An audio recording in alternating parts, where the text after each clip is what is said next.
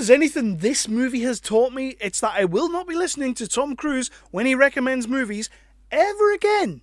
Because he said he loved this movie. He said he phoned up the director to tell him how much he loved this movie. He said this was an amazing superhero movie. That's everything Tom Cruise said.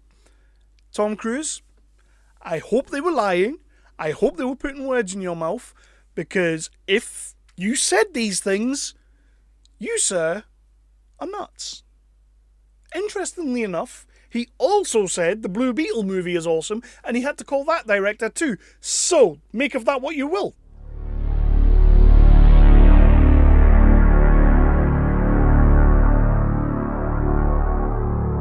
Hello everybody, my name is Kevin Halden. I am back, and I'm not talking about an independent movie today. I am talking about a movie that frustrated the absolute crap out of me. I wanted to love this movie. I wanted this movie to be the thing that kickstarted my love of superhero movies, comic book movies again.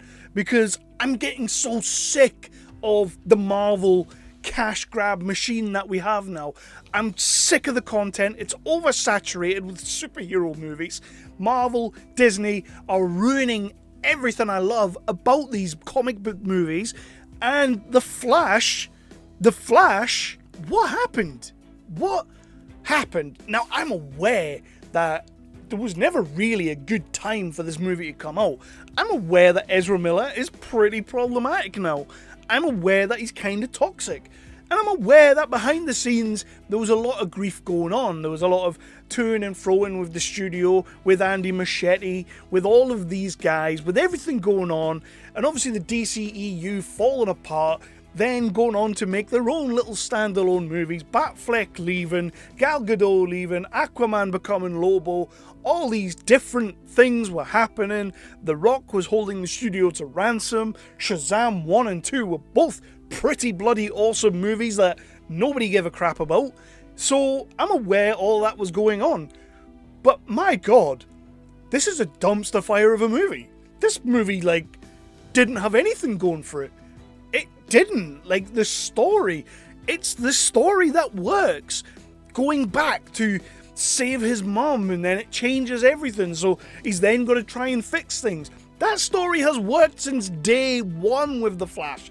Every time they do it. How did you mess this up? My name's Kevin Halden. This is Nerdly Out Loud, the official channel of nerdly.co.uk, your favourite British home for all of your news, reviews and exclusive interviews. We like to cover everything from the big budget to the low budget to the no budget, with a special keen interest on the lower end of the scale. I feel like this review, this chat with you, this therapy session we're about to have is going to be a little bit different to what I normally do, because obviously I have my routine. I talk about the plot of the movie, you tell me.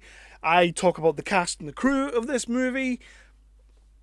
I talk about what I did and didn't like. There's not going to be much that I tell you that I liked.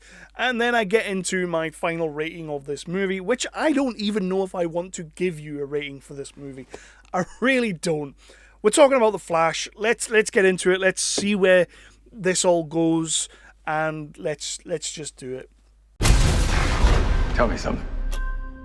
You can go anywhere. Another timeline. Another universe. So why do you want to stay and fight to save this one? Because this is the world where my mom lives. I'm not gonna lose her again.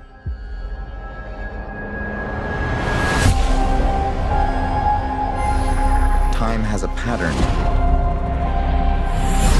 that it can't help reliving.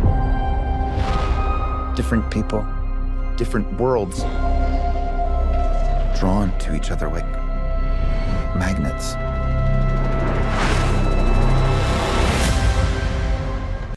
So this movie kind of begins, I don't even really know where it fits into, I'm assuming it's after Justice League, but we start off with this crazy little thing where Barry has to save a maternity ward full of babies, and he gets to Gotham Hospital because Alfred's told him, you have to go because everyone else is busy.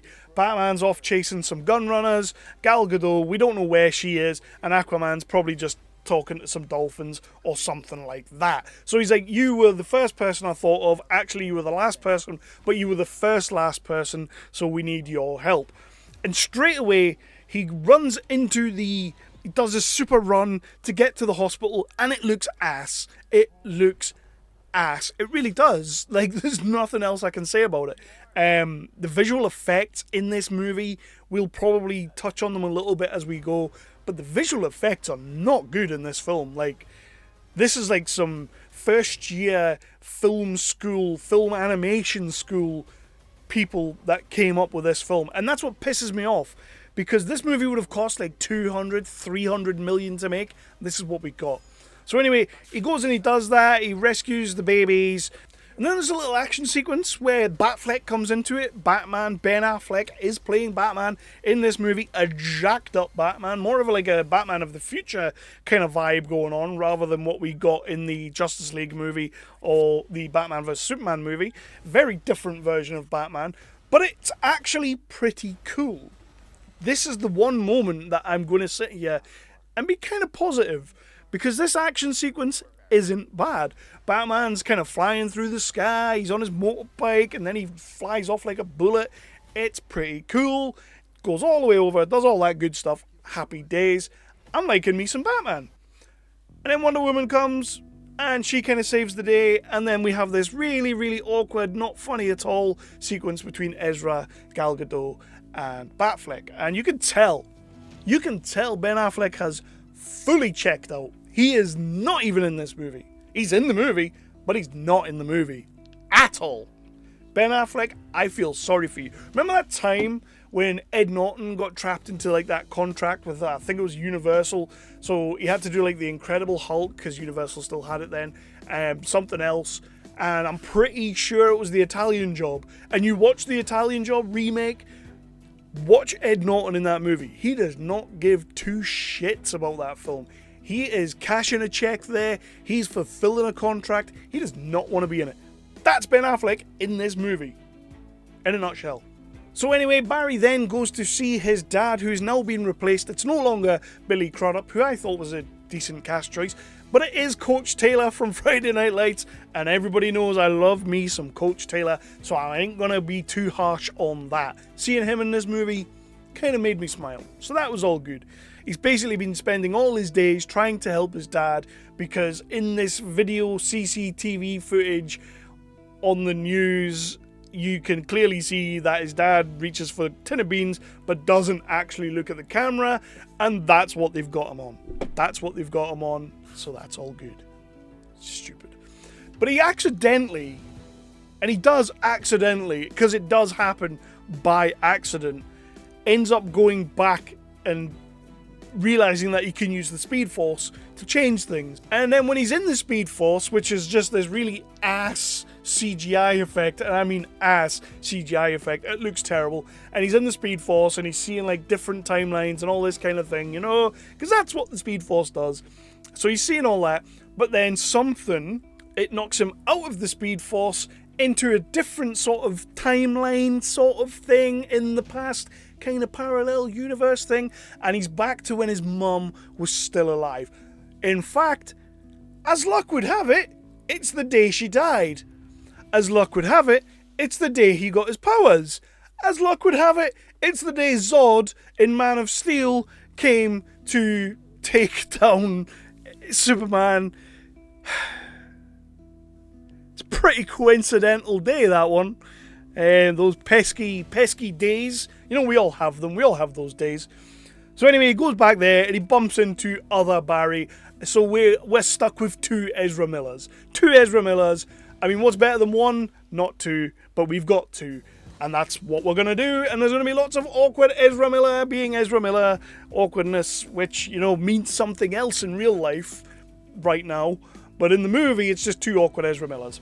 So yeah, he realizes that Ezra hasn't quite got his powers yet. Sorry, other Barry hasn't quite got his powers yet. So he's going to help him get his powers, make sure it happens the way it's supposed to happen.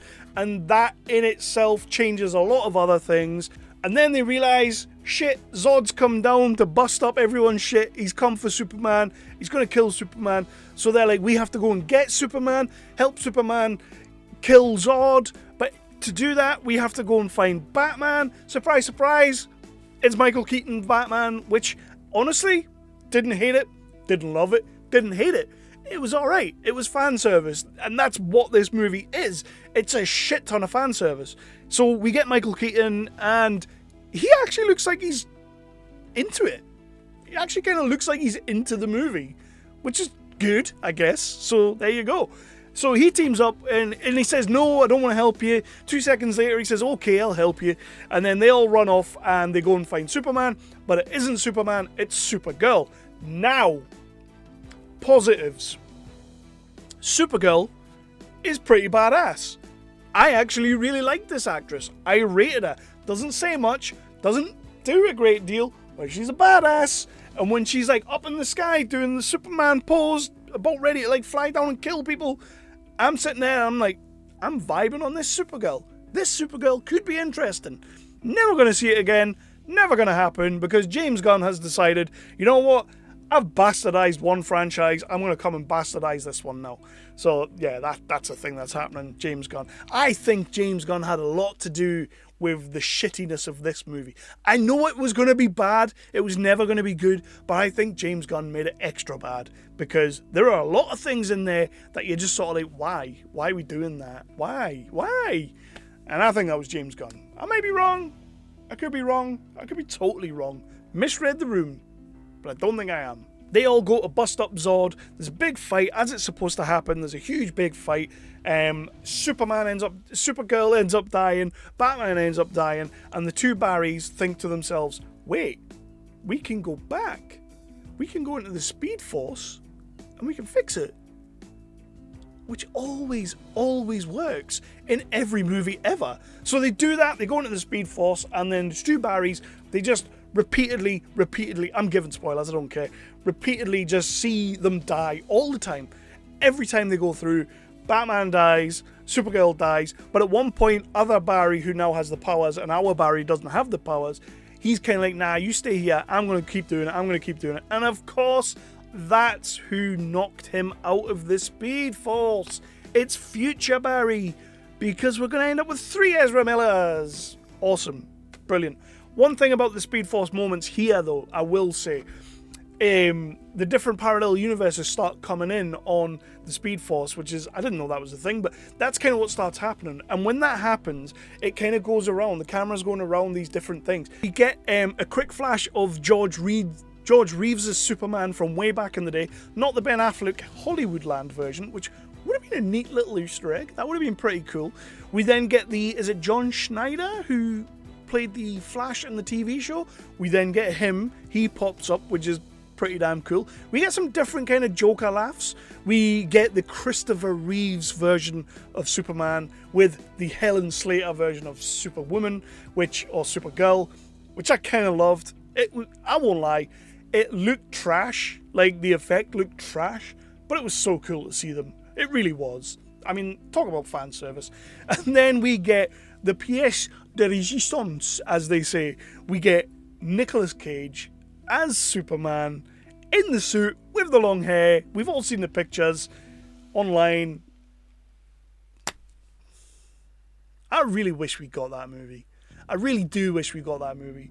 But then in that little moment as well, we also get some major fan service if you're a Kevin Smith fan, because obviously he was writing that Superman movie that Nicolas Cage was apparently going to be in it, and then he got kicked off. And if you've seen his Evening With, he did this whole Q&A session where he talks about what happened on that movie and how the producer wanted like polar bears, but the main thing he really wanted was, like, in the last act, he wanted Superman to fight a giant mechanical spider.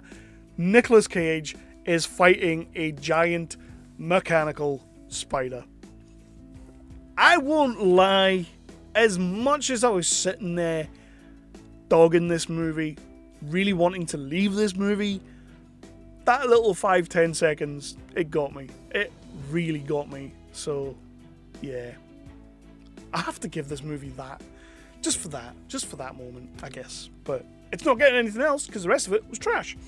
So yeah, that's pretty much where the movie goes. They end up in the Time Force, they all start fighting, Future Barry becomes like this huge beast of a thing, and that's all good, and then they set everything kind of almost sort of right. We cut forward, and Barry's dad's getting out of prison because, of course, he does. They change that in the timeline. Your mum still has to die, but we can maybe change this so that your dad gets off and gets out of jail, which is cool. I had no real issues with that. And then we get my absolute geek moment of the movie. Right at the end, Batman's coming to see Barry outside the courthouse, because of course he is, because he's Batman, and it's awesome. Your dad's getting out of prison. And when he gets out the car, it's not Ben Affleck. It's George Clooney. It's George Clooney. It's George Clooney. He didn't have the back card though. That would have been pretty damn sweet. But you know what? This movie in itself it's a horrifying mess. Like, I don't think there's any way you could really fix this. Like, it genuinely feels like 3 different people have made this movie. There's just so much disjointedness. The effects, I keep talking about the visual effects, but they are awful. Like, how do you mess that up? Like, how do you mess that up? And then the storyline itself, like, okay, the 2 Barrys together wasn't as bad as it could have been, because Ezra is a good actor, and I don't care if anybody gives me crap for that. I know he's a little bit chaotic out in the real world, a little bit problematic in the real world, but you know what? As an actor, he's actually pretty solid, and I like him as an actor. And I like him as the Flash. I like his awkwardness as the Flash.